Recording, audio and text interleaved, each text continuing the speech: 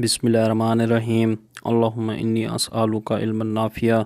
ऐ मेरे रब्बे करीम, हमें वो इल्म अता कीजिए जो वाकई ही हमारे लिए मुफीद है, और फिर हमें उस अमल की तौफीक दीजिए जो आपको पसंद आने वाला है। हमें इतना इल्म और अमल हासिल करने के बाद हमें इतराने वाला ना बनाइए, हमें ख़ुद से डरने वाला बनाइए। आमीन सुम्मा आमीन। आज हम करेंगे कहानी नंबर 4, कौम की खातिर ईसार। एक था जंगल जिसके एक हिस्से में रीछ रहा करते थे और दूसरे हिस्से में बंदर। एक दिन रीछों के जी में आया क्यों ना सारे जंगल पर कब्ज़ा कर लें। चुनाचे उन्होंने बंदरों पर हमला किया, उन्हें मार मार कर भगा दिया और सारे जंगल पर कब्ज़ा कर लिया। बंदरों से उनका वतन छुटा, जंगल के फल छुटे और वो हैरान व परेशान आहो गर्दी करने लगे।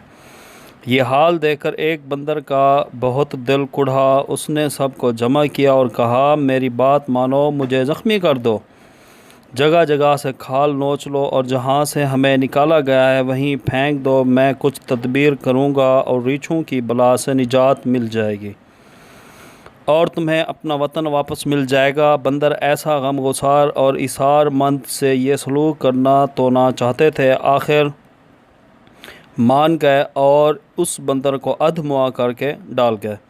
रीछू ने एक ज़ख्मी बंदर को देखा और पूछा, तुम यहाँ कैसे आए? तुम्हें मालूम न था कि हम इस जंगल के वहद मालिक हैं?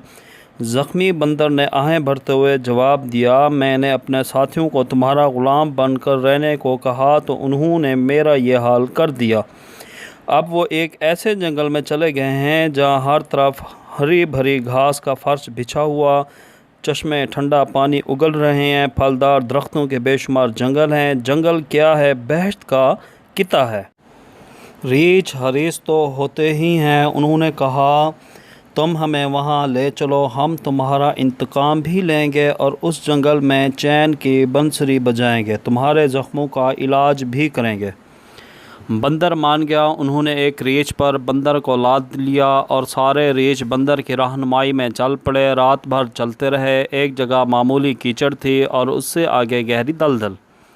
बंदर ने कहा, इस दलदल से आगे वो जंगल है जिसे जन्नत नज़ीर कहा जाता है, तुम बेखतर बढ़ो और मेरे पीछे चले आओ। रीछ आगे बढ़ते गए और दलदल में धंसते गए, हत्ता कि आखिरी रीछ तक दलदल के पेट में उतर गया। अगली सुबह को सारा जंगल सुनसान था, किसी रीछ का पता न था। बंदर खुशी मनाते हुए वापस आए और सारे जंगल के मालिक बन गए। एक बंदर का ये इसार सारी कौम का इकबाल बन गया। आज की कहानी हमारी यहाँ तक थी, फिर मिलेंगे हम अगली कहानी में। अल्लाह हाफ़िज़।